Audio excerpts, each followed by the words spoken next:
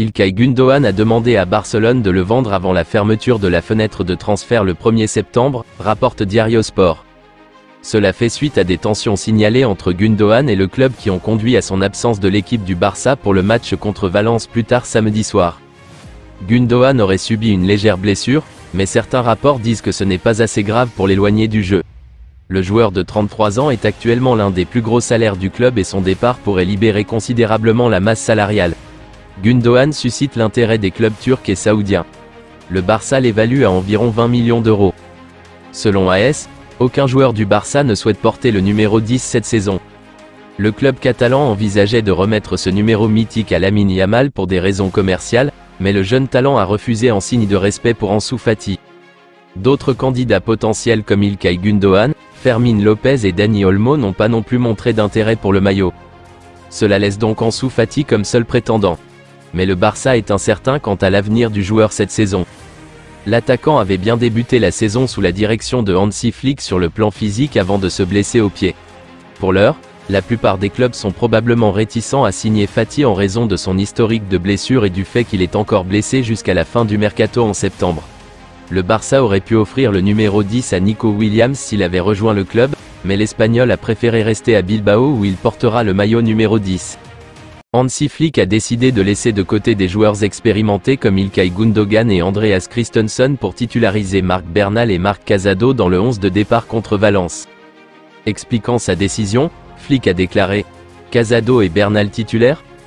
J'ai dit pendant la tournée de pré-saison que j'étais très satisfait des joueurs de la Masia, Casado et Bernal ont fait du bon travail donc ils débuteront aujourd'hui et je pense que c'est la bonne décision. » Après une demi-heure de jeu, Casado et Bernal ne semblent pas dépaysés au milieu de terrain.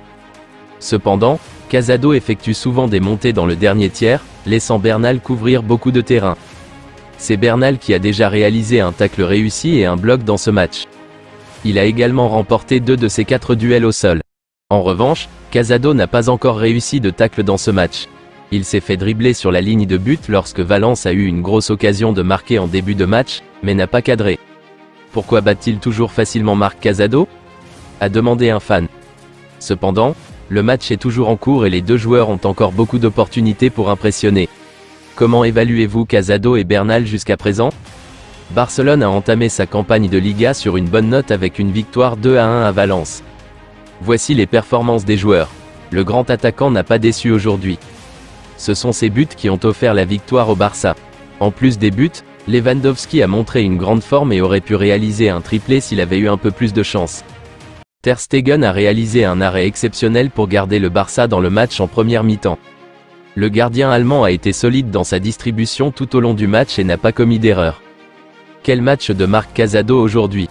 Il a été sans doute l'un des meilleurs joueurs sur le terrain malgré un début de match hésitant. Il a effectué 4 tacles, 2 passes clés et réussi l'ensemble de ses 5 longs ballons. Il aurait même pu marquer en fin de match. Lamine a été brillant en première mi-temps et l'a couronné d'une magnifique passe décisive pour Lewandowski, égalisant pour le Barça. Lamine a effectué 3 passes clés et réussi 3 de ses 5 dribbles. Ce n'était pas la meilleure performance de Ferran encore une fois. L'attaquant espagnol n'a pas beaucoup apporté à l'attaque du Barça en première mi-temps et a manqué une occasion en or en seconde mi-temps après avoir été servi en tête-à-tête par Lamine. Thiago veut se concentrer sur sa famille, ce qui est tout à fait compréhensible. Peut-être qu'il reviendra, a déclaré Hansi Flick aux médias. Thiago Alcantara a quitté Barcelone après avoir passé un mois en tant qu'assistant de Flick. L'Espagnol a été responsable de l'adaptation en douceur du patron au Barça et a surmonté la barrière linguistique de l'allemand. Il n'était initialement pas prévu de garder le joueur de 33 ans au-delà de cet été. Cependant, il n'est pas exclu que l'ancien milieu de terrain du Barça rejoigne le club à l'avenir. Thiago a pris sa retraite du football alors qu'il était à Liverpool cet été.